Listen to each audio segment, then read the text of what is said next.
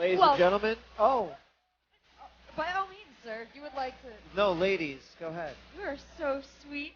Welcome back, everyone, to day one of the World Playoffs. I'm Rachel, and with me is DJ Wheat.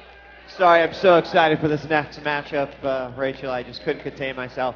We have got widely considered the two favorites in Group B. We have NaJin Sword going up against CLG EU. So without further ado, let's bring out the teams.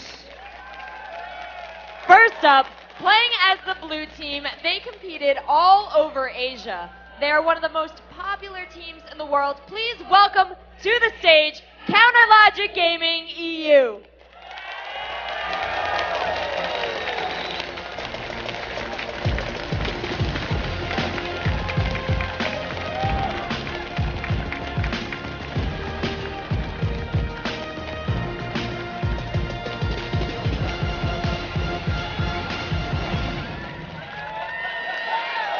Next up, playing as the red team, they are looking to avenge their loss to CLG EU in the semifinals of the Champions Summer. Welcome back from Korea, NaJin Sword!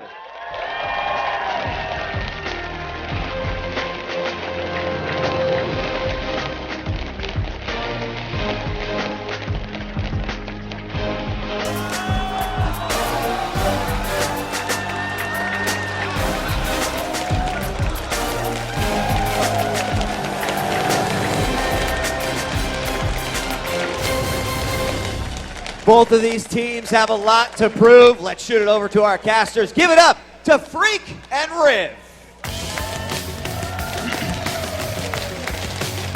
Thanks, guys. I'm incredibly excited for this matchup. You can see the players are having an amazing time out here. Are the fans having an amazing time? All right, guys. As DJ Wheat mentioned, this is a battle between what many consider the favorites of Group B. What should we be expecting from this game, Freak? Well, we're going to see a very hungry NaJin Sword. They lost 1-3 the last time these guys met in a best-of-5 in a LAN in a tournament in Korea. Now it's a best-of-1 in a LAN in a tournament in America. So really, really good teams here on both sides. And I'm expecting a tooth-and-nail match. But I've heard a lot of different predictions here. So talking with Team Solomid, but backstage before the matches, Reginald tried so hard to bet me that Dignitas would make it out of the group. So everyone's been saying these are the top two teams in the group, but maybe not. TSM really convinced that Dignitas can pull it out, and we saw CLG beat them earlier. Maybe they are the top dog here, but at the same time, NaJin Sword really looking to prove themselves. We saw a pretty strong game from them just a second ago. And this is really a very important match for both of these teams, especially if Dignitas is to show up and be a heavy contender here. Both these teams need this win. So, Freak, these teams coming into this matchup, NaJin off the win is going to help. We haven't seen much from CounterLogic Europe, obviously, but they are a team to be reckoned with. They have a lot of strategies to come in here, and those are solid. They're not hugely innovative, but they work time and time again. Sometimes they falter. We saw that happen in Korea, but we'll see if they can pick it up here. Yeah, so CLG EU, they're very, very strong, and we've seen them time and again, and we mentioned a little bit ago, this is a rematch of the OnGameNet Champions Summer League semifinals. And we talked to CLG EU about the recent trip to Korea and what it's like to play abroad. To Korea, and I thought it was pretty damn cool. We were invited by OGN to participate in OGN Summer Tournament, but it wasn't really only for the tournament. It was also about having, for the first time, having a gaming house experience. And that's one of the main reasons we wanted to go to Korea, not just for the $40,000 tournament, mainly for the practice. We were a team relatively new together. We hit the professional scene rather late, in beginning of June. So for 2 months, every single day we were together. We're learning each other's weaknesses or strengths. We got regular practice against, the top teams in the world. Korean style is very, very aggressive. They just have the most good players in league. If you were just to tally up the number of super, super good players from each region, Korea would definitely have the most. We got whooped at the start, but as we progressed, we started fighting back. We had to adapt to the Koreans' early game aggressiveness to make sure we got to late game. So by playing against the Korean teams, we learned how do you respond to this aggressive playstyle early. We started off really well, did really good in our group stages, went 3-0, and then kept winning every week until we went to the finals. I think it was really, really nice to be in Korea. It's definitely something new for me because I've always been living in Denmark. Living in Korea was interesting, especially food-wise. You were eating different food every day. And Asian food is not really my type. It's like a lot of seafood. Their food's a lot more spicier. It's a lot more meat-orientated as well. Like you're eating, it's pretty much a Korean barbecue a lot of the time. Yeah, it's been an awesome experience. The tournament itself was absolutely amazing. Not only from the games we played, but also the production value and the venues was just on a whole new level from what we knew before. It's like the mecca of esports, so it's like really professional there. And it really brought us closer together. And I think from it, we've become a much stronger team. I'd say if we survived those 2 months without killing one another, so I think we're good for the future.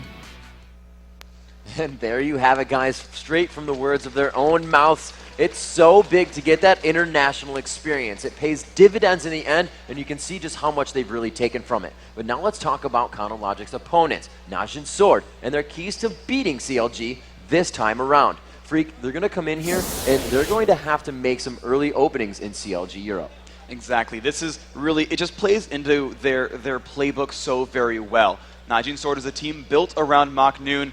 MachNoon is a player all about fighting early, fighting often, and fighting hard, and everyone on that roster is all about that. You just saw CLG's interview where they said, all the Koreans play really aggressively. We had to learn how to deal with this early aggression, but even still, this is still what MachNoon and co. really need to do here, is make some early openings in CLG. And we've seen it. It's a bit of the history. They have had trouble with it, but they need to close the game out, especially against CounterLogic Gaming. And this you really saw in the first game of their semifinal match where they opened up with a huge lead and it all turned sour at that one dragon fight. And this is back in OGN summer where Yellow Pete refused to die and picked up basically a triple kill as Kog'Maw, just picking off the enemy champion at the very, very end.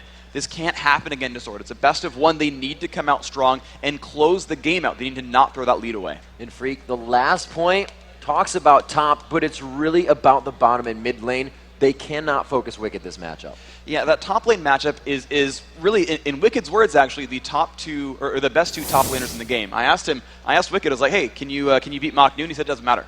Why does it matter? Well, it's the best two players in the game. It's just we're gonna play. It's gonna be fun, but it's not a big deal. And we really think that what it's really about here for Sword is actually shutting down Froggen and shutting down Yellow Pete. Yep. Where I've always felt that Wicked's a player that no matter what happens to him, he bounces back and is always very successful in his gameplay, no matter what happens early on. Whereas the rest of that lineup, that late game backline dealing all the damage, you can actually shut them down. And when you have an aggressive team, you can put that pressure on, deal a lot of damage, and really bring back those late game carries. If you're worried about CLG making a late game comeback, and you delay those late game champions from really getting any items, there's no real leg to stand on, and that's what they need to do here. Now, he was let slip through and given to Jokers in the last matchup. The next key that comes out for CLG EU towards NaJin is to actually break MachNoon from getting Shen. But from what we saw, that could also be Jace as well. So MachNoon is really the star player. I mean, the team was built for him in the first place. He picked all the players. He's the captain. He's, really that big shot caller for that team. But the games I saw where NaJin stood a chance against CLG EU was when he actually had that Shen, because it allowed him to leave his top lane, support his bottom lane there with Prey and Kayn, and make sure that they got ahead. They could crush down on a Yellow Pete and kind of shut him out of the game.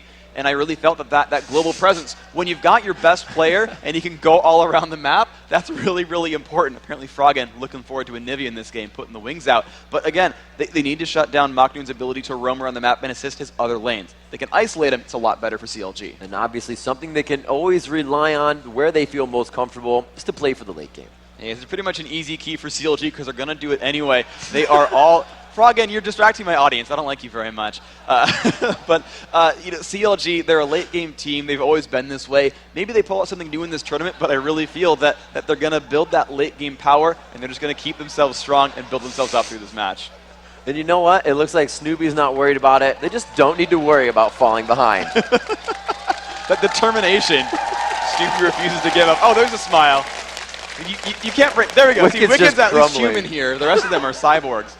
And anyway, the final thing, though, for CLG EU is not to worry that much about falling behind. after that semifinal match in the Summer League, there was an interview with all the players, and Snoopy said, yeah, we tend to lose in lane. We tend to lose early game. We're not really worried about it. We just win with team fights late game. And you know, they said they've gotten better at fighting those early game battles, but overall, they've still shown the best team fight consistency of any team here. They're still great at late game. As long as they don't get down on themselves, they're still going to bounce back. All right, Freak, the Gay are in Champion Select. We're ready to jump in and see what NaJin Sword and CLG EU can put up for each other. We do have Skarner, Evelyn, and Nivea on the ban list already. So Two of those for CLG.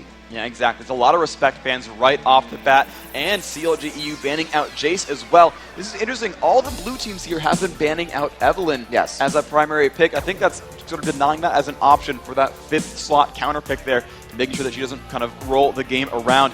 And the insta-lock looking is going to be Malphite, which does give Maknoon Shen, if he wants it, which does give me a little bit of worries here. But I know Maknoon's been favoring Jace and Malphite both a lot as well, so I guess that makes sense to deny that Malphite away. It's going to give Wicked really good initiation overall in this lineup. So having Malphite means a couple of different things. He can go into the jungle, he can go into the top lane based on what's available and what he needs to do for his team. That's very, very strong overall. The second point, though, is he's got 2 different roles even among those lanes. He can play as a primary tank, get Frozen Heart, Sunfire Cape, jump on a carry and just kind of sit there and be a meat wall.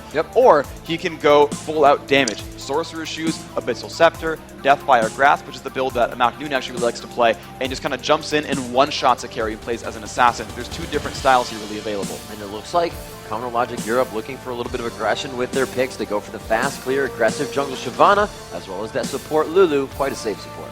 This really sets them up for a very huge, beefy front line. So Snoopy's going to be jungling there on Shyvana, and anything that's backed up with a Lulu just makes tanks that much better. Her ultimate just synergizes with that front line so well. It grants bonus health, and it grants them an aura that slows nearby enemies. So when Shyvana or Malphite dives in, then gets that wild growth triggered, there's not much that they can really do. This tank is now slowing everyone around them. You can no longer evade this guy. He's going to completely just dash the hopes of your opponents. Now NaJin Sword, they rush to pick up Ezreal, who's very safe. He can kite around, he can dash to the back, he can get away from a lot of things, but he's still a bit frail, and he still, has to, kill the front line before he can move on to kill the back line. So if they can put a giant meat wall in front of Ezreal, they can really delay his damage output and keep him from killing other champions. And we do see somewhat of a team that can poke a little bit here, and there's another one that will as well, the Orianna Sonograb. This is really, really strong. So now they've got actually very similar to Lulu when you grab Orianna, is you've got, you can put the ball on a teammate and then really set yourself up for some really big successes. If Maokai jumps on, she puts the ball on, tosses on Shockwave, puts on Dissonance afterwards. You just put a lot of crowd control on the enemy team. Basically Maokai becomes a vessel for that ball to come out and land more crowd controls. They've got a lot of disruption on this NaJin Sword lineup. If someone initiates on, they can keep locking up CLG's lineup and keep picking up kills. They've got crowd control in so many places. Ezreal starts out strong and doesn't fall off. They've got a lot of power overall in this group. Looks like Yellow P is on Tristana, has not locked in yet. We do, however, have that Karthus lock, and they're really looking for a safe pick for the AD carry. This is basically CLG EU saying we want to pick 2 late game champions, but we want to pick somewhat safe late game champions. Now, no matter who he's against, Froggen really just always does well on Karthus. Doesn't really matter so much. He just always does phenomenally. So he's going to grab that Karthus over and over and over again. There's almost never a reason for him to pick a different champion. He just loves it. It works so well with his team's composition. The Tristana pick is basically just a sideways version of Kog'Maw, where long range, hyperskilling in a late game does a whole crap ton of damage. But the difference is, instead of having quite as much damage as Kog, is instead super safe. Has that rocket jump to get out of bad battles, has that Buster Shot ultimate to disengage the opposition, and when you realize that you're against an Orianna with a Maokai, you might want to pick something a bit safer and instead go for that pickup on that Tristana. So a full late game lineup is here for CLG EU. They've got a great, very disruptive front line and a hugely deadly back line in the end. I really like this. Maknoon going on to Nidalee to verse Wicked's Malphite. So this is very, very interesting. Maknoon going for that Nidalee wants to play a heavy assassin role, which is scary to me because they're against Tristana, who's going to be able to escape from these kinds of situations. And Nidalee's mid-game is very precarious as well. You often see it being an AD Nidalee who runs for a fast Trinity Force and then builds tanky from there and does all of her damage in Cougar form. Well, when you're up against, Malphite and Karthus and things like that, you're going to take a lot of damage being in melee range just from Defile, just from area of effect damage. It's a pretty risky situation to be in if you're Needly. Now, if it's AP Needly, maybe that's a bit of a poke comp here. They've got, Orianna in here, they've got Ezreal in here, but they don't really have that same disengage that I would expect to see from a poke comp. So it's Maknoon just really trying to shut down an early mid-game lineup. But as far as endgame goes, they don't have nearly the same kind of endgame as CLG. We'll see if NaJin can pull it through, but they've got to pull it through fast. All right, guys, the teams have made their selections. NaJin looks to take Game 2 for themselves here in Group B versus CounterLogic Europe. The teams are going into game right now, guys. If you would like to see NaJin take a second game as they go back-to-back, let's hear it for NaJin Sword.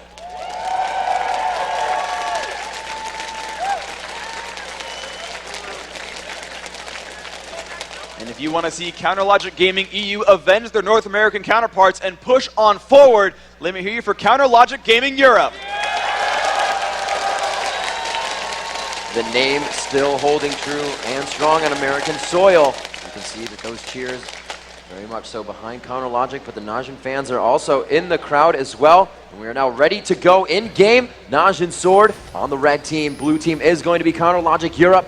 And I have to say, a very not very somewhat, yeah, that works out well, right? No, very you're somewhat, good. I'm going to keep going. Nice. Squishy, but really no team, you're going to see turret dives coming from NaJin Sword. This team does not look like they can play aggressive under turrets. A lot of them are squishy compared to the Malphite Shyvana and Lulu coming in with shield as well. So we'll have to see what they can do. It just works out. They've got enough elements that of champions that can just kind of make those turret dives just barely work. So Maokai can disengage from a turret with Twisted Advance. It'll drop him off that turret aggro list, and the turret will switch to someone else. They've got heals and shields coming out from Song and from Maknoon. They've got a pretty decent chance of this, of opening up a turret dive and following through with the various supports around the map. If you look at the bottom lane, again, you've got Kayn on Sona. When she heals a teammate, gives an extra armor and magic resist boost as well. So in any lane, if someone dives, there's someone there to grant armor or health or a shield and keep that person on that dive. So they've got just the elements they need, just barely. It's not one of those primary tanks like an Alistar who hits level 6 and laughs at all damage forever,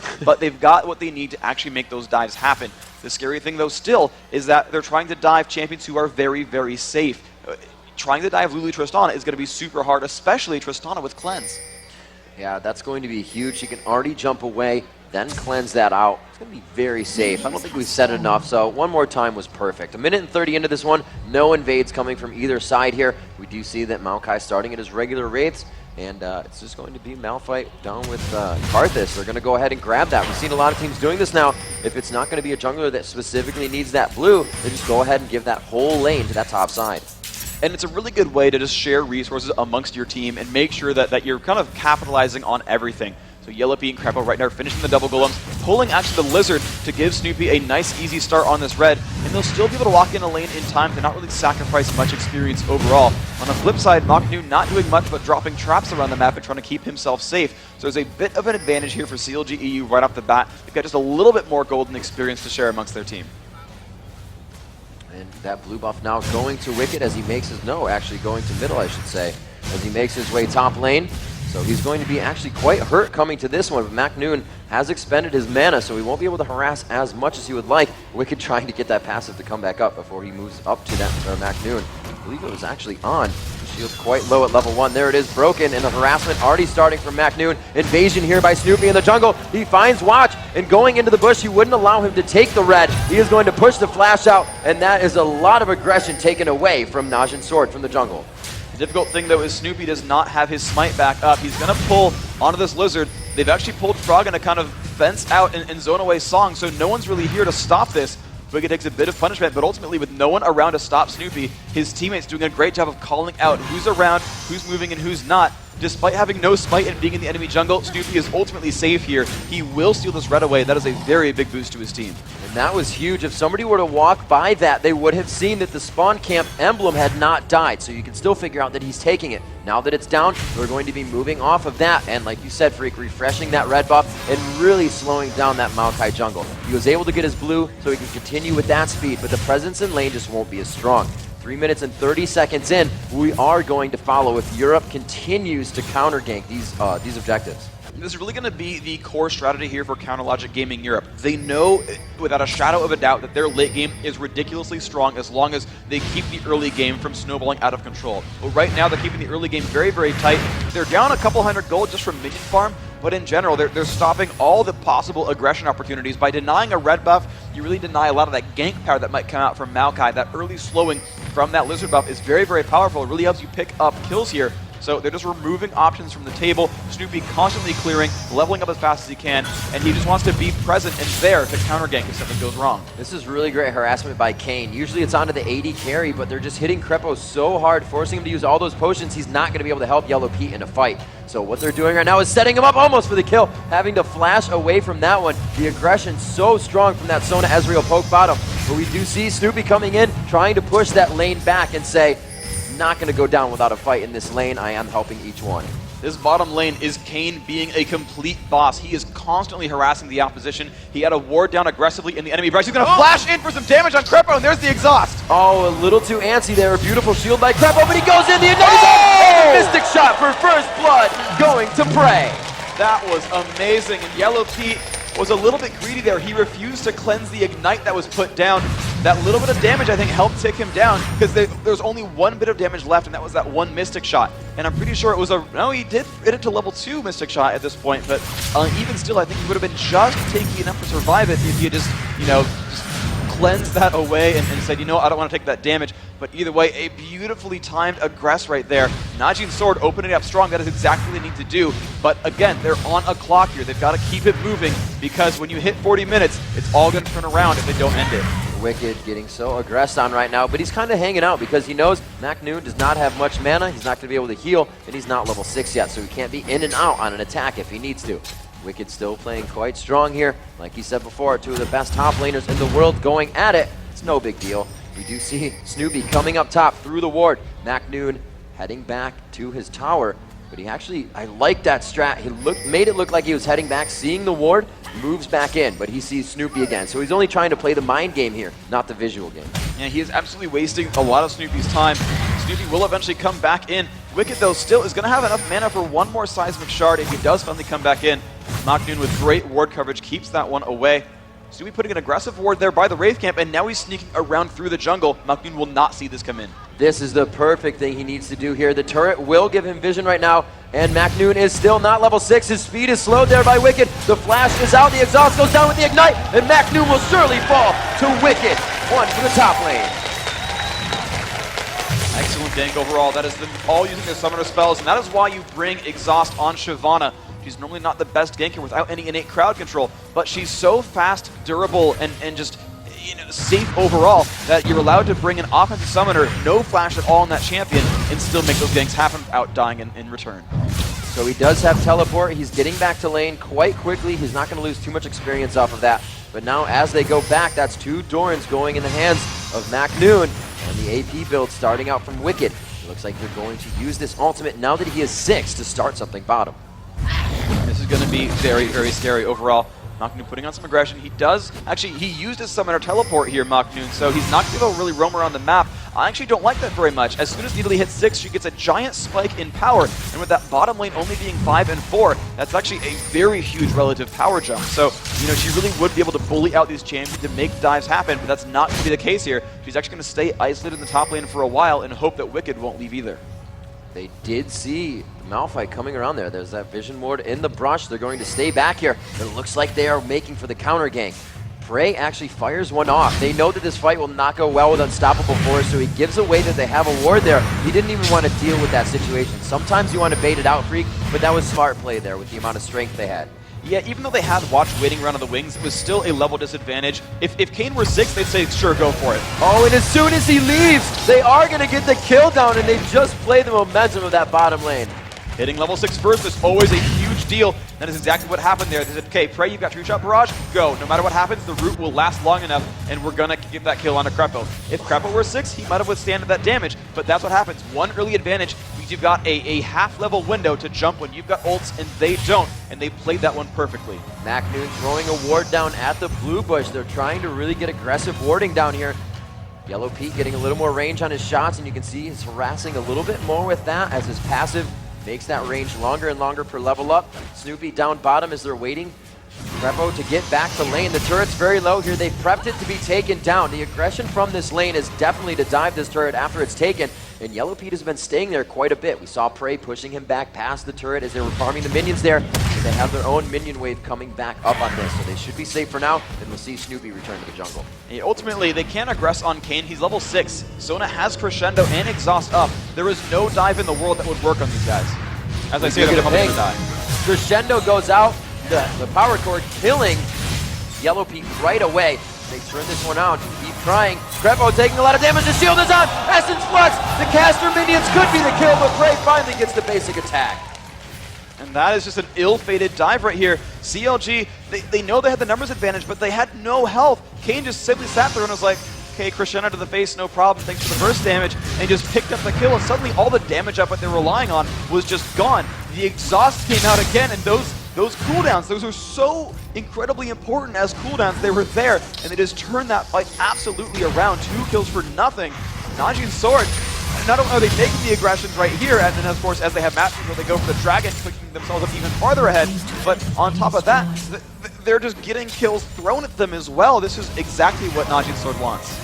So that turret goes down, a little bit of a gold lead coming in, 3,000 there. Dragon goes down, and they make it 4,500 gold.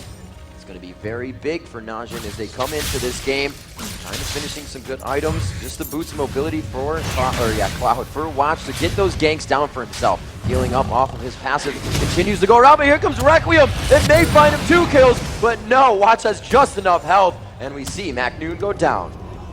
That was actually absolutely perfect play by Wicked, who actually kind of baited some aggression at the turret, and as soon as MacNoon pulled turret aggro, he immediately jumped the Unstoppable Force, bursted all of his cooldowns, including Ignite, and said, Froggen, pick up 300 gold, man. It was very, very good coordination overall, and really good reflexes, Wicked knowing that MacNoon just overextended, and he was going to be low enough to get killed. CLG getting some pings down bottom saying, I think somebody's in this forward bush, and we can actually see Prey playing quite aggressively as well, going past that river, no wards as the jungler comes up above him, or support rather, in the jungle. They're going to be able to get those safe wards down, going towards Dragon, making sure it's all clear, but they're going to ward Tribush, and that gives them a lot of room here. Warding that Tribush allows them to see everything coming from the opponent's jungle, and not just down the river. Pings going down in mid, and they say they put a ward there, so be careful. This is really just great ward coverage overall. If you want to check down the mini-map at the bottom right corner, these are the 2 major ward spots you care about when you're the red team. It's the ward by the Wraith camp over towards the middle of the map, and then that ward by the Tri-Brush. You cannot get into the river as blue team without running by one of those, and of course those are the other 2 major gank spots, going through Tri-Brush to lane sneak, or just kind of coming down the jungle. So they've completely shut off all of the aggression opportunities, with the exception, actually no, not even with the exception, because they've also warded their very bottom lane brush as well. So there was simply no way for Snoopy to sneak in and screw up their bottom lane. And what NaJin's sword is doing, once they've killed that first turret, is they are now freezing the lane. They are refusing to push. They are letting these minions push out to their own turret. Again, they still have the ward coverage to deny any pushes. A flash in from Froggen. He pulls Watch under the turret. He takes some unnecessary damage. Here comes Snoopy. Snoopy and Froggen get the kills assist. And it looks like Song will stay to fight. He has no mana left as he throws out auto attacks, but they find the kill onto Snoopy to trade the 1-for-1 retribution. That is why he runs Summoner Teleport on a top laner. You're going to have so much gold and experience being stuck up there farming minions day and night that you will be a huge force to be reckoned with in a battle. Excellent play there, MacNoon turning that one around. But at the same time, look at just the damage output that came in from CLG EU. Snoopy and Froggen working together, really picking up that kill onto Watch. That is painful. He had an Oracle, so another 400 gold down the drain. That's really not tracked in the scoreboard. MacNoon completely healing that Q damage as soon as it came off. He didn't even see it hit his health bar. And he does have quite low mana here, taking a bit of damage there, puts himself in and out of bush. Not really going to help him too much, denies vision, gives him a little bit of speed, but he's really just going to push this lane up into Wicked's face and try to continue to break that passive as his, take some damage down after that. The red buff will also help, and he can really kite this lane. Like I said, out of mana, doesn't really have to use that in Cougar form, just has to wait for the cooldown. So he's not in a terrible position, but still, MacNoon playing up to his regular aggressiveness. He is playing this lane as perfectly as possible. You look at the minion farm, it's 52 to 108, and he's got a Phage and a Lizard buff, meaning if he ever pulls an advantage, he can just completely shut down Wicked. Just watch him try to run away. That movement speed steal from Seismic Shard lets him run from that battle, but in general, he's going to have a horribly tough time fighting MacNoon here. Yeah, it does look like he leveled that shard up already, going for the ground slam and does not yet have anything into Brutal Strikes. goes ahead and takes a chunk of MacNoon, and MacNoon says that's enough of that situation. I have 964 gold. Gonna go back and finish an item for himself. And we'll see if that'll be boots. He may not need that just yet due to his passive, but he does finish those Merc Treads to cut away that, to give him tenacity, to cut away that crowd control that Malphite will be doing. Now top lane, as the bottom turret goes down, we see them transfer up to the top rate. This is really very typical for a team that starts to play very aggressively. You normally see this kind of play when you lane swap to 2-on-1 lanes from the get-go. But either way, what you've got here is NaJin Sword saying, look, we picked up one turret, and now we could build a total lane mismatch here by putting our AD carry and support up against just a 2 versus 1 against Malphite. They're going to go for a lot of turret pressure here. CLG must react to this or lose even more early game advantages. Snoopy waiting in Baron Den, knowing that Kane is kind of in that bush and he wants them to come down and ward. Little does he know he already warded. I don't think Snoopy has caught that one in front of him with his Oracle just yet. They are setting up top. They know Crepo is with Wicked now, so they got to be thinking, besides seeing Triss bot, actually, where is Snoopy? Chilling out in Baron Den. We see Orianna going back once again to grab the Wraiths. More CS and minion kills. 165 now for Orianna to 182 of Froggen. That early bloom up top lane is going to be hit hard. Kane goes in. The crescendo stops them, but the wild growth comes out, popping up prey. He had enough time to just while out on that CC, and then they continue to go after the fight. A sliver of health for Snoopy, but Wicked is still quite tanky. We're going to hold off on this and run in with the minion wave. Middle lane going down. Froggen gets hit hard as MacNoon transfers from top to mid. And that was just amazing reflexes overall. Actually, the fight might still be on. Watch taking a lot of punishment. Prey and Wicked now standing off in that lane. Snoopy with a really nice move. He knew that ward was actually in that river and simply ulted over that Baron wall, tried to flank on behind his opponents. The unstoppable force nearly catching Kane, but he had the reflexes to flash it away and not get harassed there. He managed to turn that fight around and make it safe. As you mentioned, MacNoon making the plays in mid lane. There's a second turret kill picked up for NaJin Sword. They want to keep this pressure on. Again, they are on a clock, and the clock only has about 20 minutes left. They need to keep this game forward and really push to the point where even the late game scaling of Karthus can't keep this team alive. If you look at the farm, he's getting there. He's got 180 minions. He is still rich overall. He's containing most of his team's kills. Froggen is going to be the playmaker here for CLG EU. Watch him. He's going to be the guy to make things turn around. That super early Bloodthirster coming in for Ezreal. It was about 15 minutes actually when he had that. He already has about 30 stacks. He does have 30 stacks on it. You see there's about 80 gold right now in the hands of Yellow Pete, and he has that BF Sword and Scepter. So he's got a good 700-800 gold to go before he can get that. See now as they take down Dragon, that gold going to NaJin. And that is just going to put them up 7,000 gold at 16 minutes. They need to keep doing this over and over and over again. The Dragon kill's good. Mid turret's got to be next. They need to keep pressing onto their opposition. There's not a lot of great wave clears here from CLG EU. They can't really do much except for Froggen and a little bit from Crepo, but Crepo's not going to be doing all that much damage to him either. It's going to take some time for them to really crush down that minion wave. And meanwhile, NaJin Sword, they've got 2 healers. They've got a lot of long-range damage output. They're putting kind of all their tanky cards on Watch and hoping he can scale through this game. And that's actually one small deficit here for NaJin Sword. Watch now with boots mobility, his second oracles as well, only 2 assists and kind of low minion farm. Watch is going to be very, very frail throughout this game. The jump on from Tristana, the buster shot, or rather explosive shot, goes down to try and mitigate any of that healing MacNoon can do to himself. They continue to poke down onto this turret. MacNoon using that poke ability of Nidalee to get back and trade damage in his favor. Looks like he will be returning to base as well with 1,700 gold in his pocket. Gonna get some good items for him, and he'll definitely feel good in that solo lane by himself, picking up the Sheen and starting the Zeal to his Triforce. Now, CounterLogic Gaming Europe making a good move, pushing for that bottom turret, but the teleport from MacNoon is going to stop them. They all run away afraid. They actually had a ward, seeing that Song was running down as well. They did not want to put themselves into a bad fight situation. Really what CLG wants to do is buy time by starting a turret push and then saying, oh, okay, you're showing up, cool, we'll leave. They just bought another few seconds on the map. And if they keep making moves like this, forcing NaJin Sword to run around and react to them over and over, they're going to keep buying that time and keep building themselves great advantages. The difficulty here is it looks like Sword knows about this golem. They actually do have it warded. They're going to make a play here. You know, Freak, I'd say at some point it's going to be very scary for CLG EU to fall this behind. Froggen gets almost wiped out instantly. It only took a few spells. Kane follows right behind him in the 1-for-1. The focus is on Snoopy, and all the NaJin health bars are still halfway full as Wicked drains down to nothing. double kill coming in for Prey. MacNoon following from the backside as we have a slow coming from Crepo. Will they follow over the wall? They do. MacNoon in super aggression mode, trying to find that way out, but he cannot do it. Crepo goes down, and it's going to be YellowPete left alive bottom. 10-4 in 19 minutes. And it looks like it's now daylight savings time for NaJin's Sword. They've just added more time to that clock because when you realize that Tristana is super awesome late game, but only has a BF sword, look at Ezreal. Look at those 6 kills on Prey. He is going to be doing so much damage here that there's not an easy option here. You're just watching these team fights turn around so very quickly. So much crowd control from NaJin's Sword. They didn't even have to use Crescendo. That's still up for Kane. He was like, yeah, triple kill, no problem. No ult needed. We'll just keep fighting you one at a time. And really, that kind of happened there. CLG EU kind of limped in one at a time, and they're just continually putting on the pressure. They finally picked up that middle turret. That is 3 turrets for them. The Dragon coming up before too terribly long as well. They're going to keep that underway. The Dragon 22:30. It's still a 3-minute timer to go for that to be back up. And you know, they're going to keep pushing onto this, but now it becomes a little bit more difficult for NaJin's Sword. Again, they're getting very far and they're getting very far ahead, but it's going to be harder and harder for them to force fight.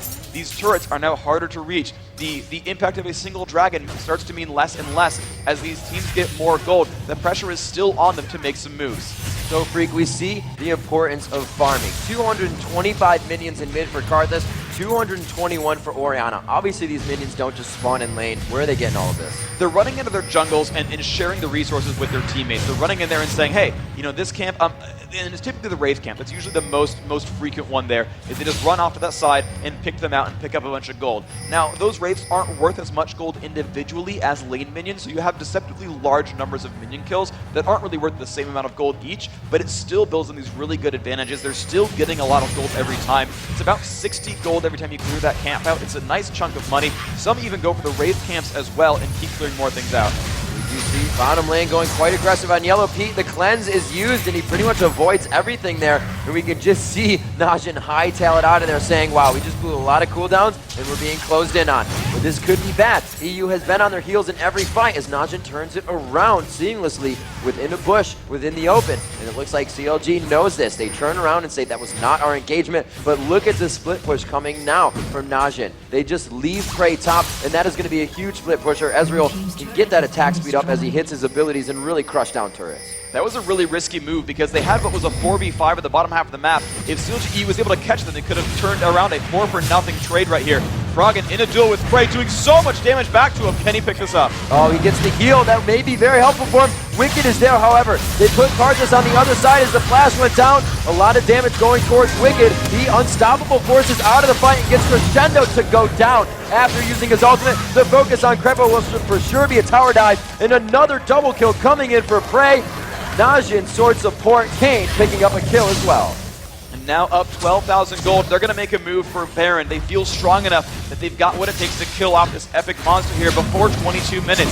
CLG EU, Snoopy could attempt for a steal, but he's back in the base right now. And with Ezreal so farmed, I don't know if they quite have the damage out, but Orianna is also great at DPSing single targets. Looks like it's not even going to be an attempt by CLG EU. This will be a free Baron pickup for NaJin's Sword. They have made all the right moves this game.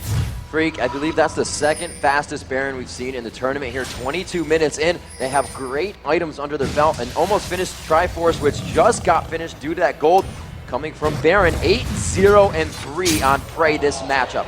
So well chunked down, just missing that. Top lane, Snoopy grabbing up these minions, just continuously pushing out. Everything is on their side of the map except for bottom lane right now. And since that Baron objective is down, they can focus there because of Dragon, but it's just going to be hard for them to really stop anything top with a split push bottom. Exactly, and they're just continuing to scale as well. It's the one really big saving grace here for NaJin's Sword. While a lot of their champions are mid-game focused, any attack damage carry, especially ones like Ezreal, will scale phenomenally with items. And if you compare directly those two AD carries, you only see a 60 minion kill difference, but actually Prey has about double YellowPete's gold. They're about to duel. Watch how easy this is for Prey. As they come into the lane, YellowPete is going to jump. No YellowPete arcane runs away. shift follow. Yeah, really hard fight. Complete runaway. That was a huge fight. That was a lot of damage being dealt on both sides. That rocket jump really destroying the ground. How much damage? A little. Oh. They didn't actually kill anyone. I can't say it. We do see Froggen chasing here. The layway's just missing. And you're going to catch one of the best escape artists in the game. If he can hit that bush, it's over, and they know it. getting that passive move speed. Going back into the fight, however, NaJin loves to taunt. Yeah, maybe he'll start dancing as they chase him around too. Maybe got some Phantom Dancers, boost mobility, control everyone like he did Riot, the Invitationals. Jack knows about that one. But NaJin Sword, they're just going to keep the pressure on. This is still exactly what they want to do. CLG will never forfeit a game. They will always stick this one out. I mean, there's that legendary group stage game against M5 BenQ at DreamHack where they were down like 17,000 gold, still won. Always Crescendo bottom. Crepo with one swipe. Actually, rather, that was Froggen going down. Snoopy coming in here. NaJin able to try and do something for his team. He may go down here. NaJin just getting out. Can Crepo make the slice? And he does. Hitting him with Glitter Lance. It will be a trade there, however, with the support. Zona now with 3 kills. They take out Shyvana, and it just looks like they will start to crumble under their own turret. They proved me wrong. They have a team that can dive turrets. And they got to that point there where they've got so much money and so many items. Watch, finally there with the Heart of Gold and the Aegis of the Legion is just tanky enough. And again, they've got heals and shields and more heals. It is so hard for them to actually die when they're together as a team. The extra ability power from Baron Buff going to help that as well. The inhibitors now open as well as Prey just stayed at that top lane, dealing more and more damage here. This is looking like a very nice push here for NaJin Sword. Yellow P is just forced to watch his structures go down. The inhibitor falls top. They are split pushing the bottom freak, and this is what I just said. It's going to be very hard with the amount of control they have over this game to even stop this right now. The Aegis is out as well. They're starting to help each other in the area of effect zone. So this is going to be very big for them. Trying to initiate on this fight. NaJin right in the front with Zong.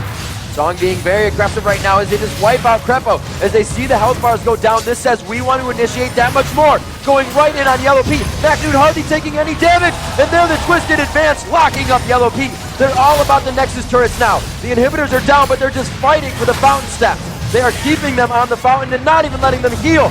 NaJin getting hit up by the fountain laser, but making it out. The Hex Trigger keeping him alive after that shard hits him. They drop another inhibitor freak, and right now they are just burning down this base with fury. And this is so good for them. They can actually keep pushing despite being a little bit low on health. The Baron buff offering health and mana regeneration.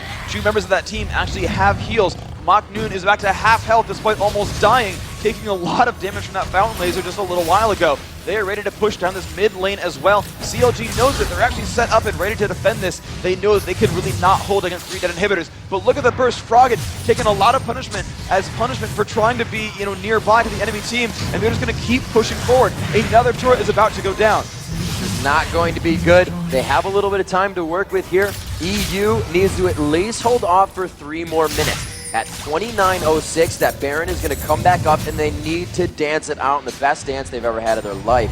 NaJin is so far ahead right now, 20,000 in gold, and they have 8 turrets to 0. They have a complete shutout game going for them right here, and that momentum from the first game is just carrying over in numbers. Oh, wow. And NaJin Sword finally getting themselves back into the base as well. Just bought a whole bunch of items. Zeke's, Shirelia's, Rabbitin's Deathcap, another Oracle. So, hey, why not? Let's bring 2, sure. They are just completely scaling throughout this game. You can see a 20,000 gold lead. But the one good thing here for Counterlogic Gaming EU is if they can hold, those 2 dead inhibitors are actually going to feed them a lot of gold. You'll notice that NaJin Sword are only farming in their jungle. There's not a lot of gold in the jungle, really. There's a lot more gold coming in from those side lanes. You're seeing Yellow Pete finally finishing that Infinity Edge.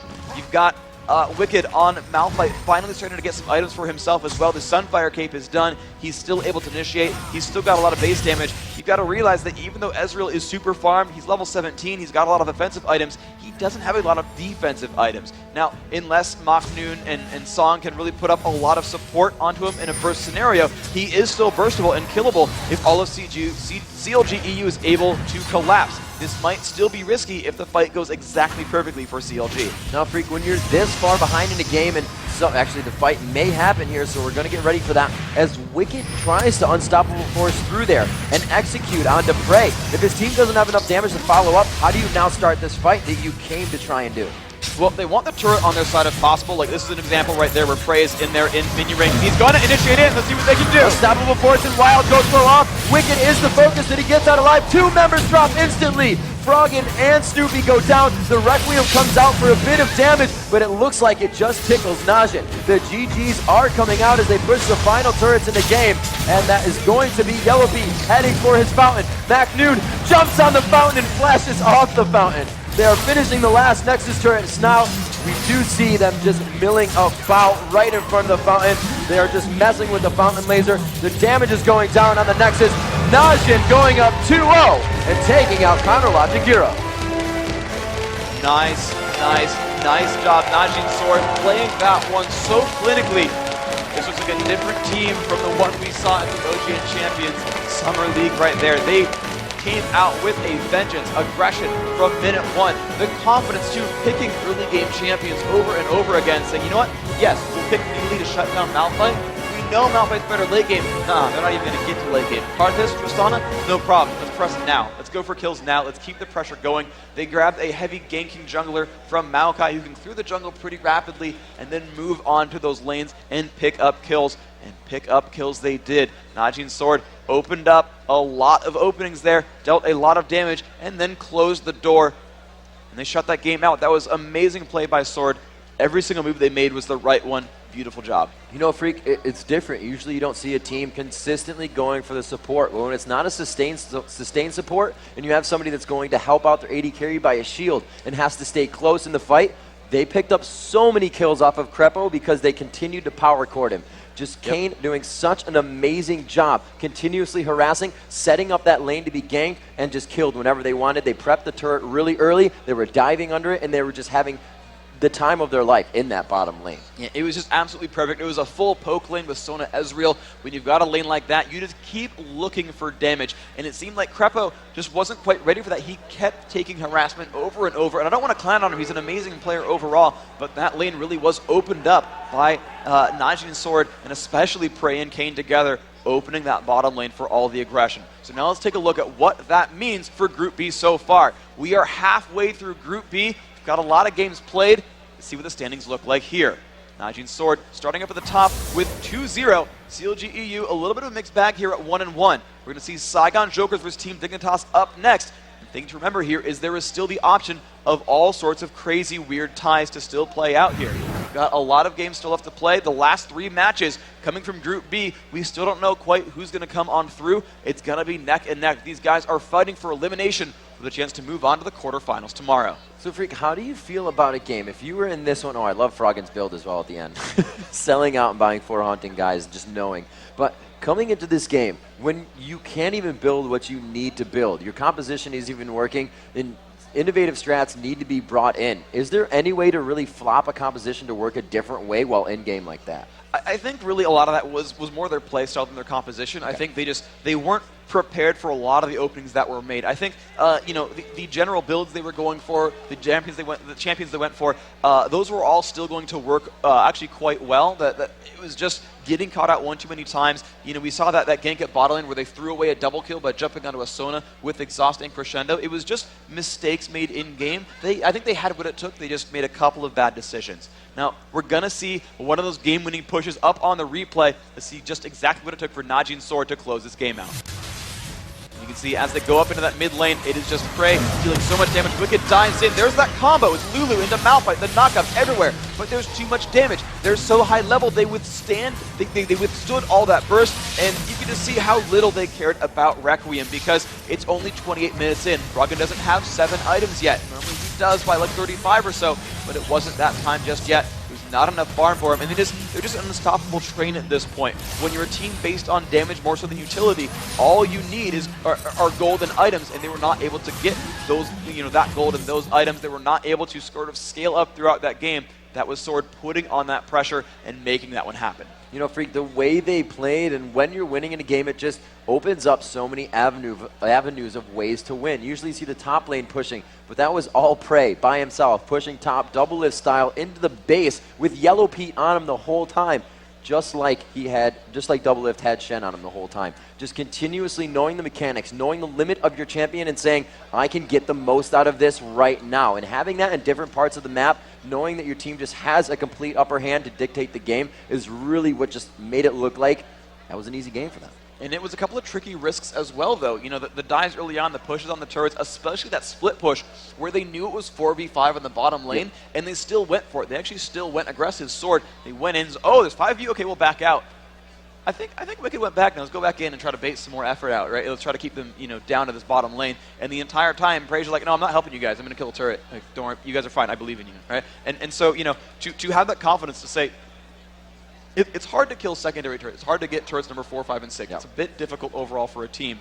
And one of the best ways to do that is to split push. But you have to have the confidence to sit in that 4v5 and the mechanics to not give up those kills. Prey was pretty easy. It's 1v0 for a long time. He just started killing minions and the turret fell. That was not too bad. The rest of that team to have the confidence to still pull that out and not give anything up, because that's where you open up comebacks, when you make these silly little mistakes where you get outnumbered on purpose, but it worked out for him, so really great play. All right, guys, so coming up next, we see Dignitas go up against Saigon Jokers.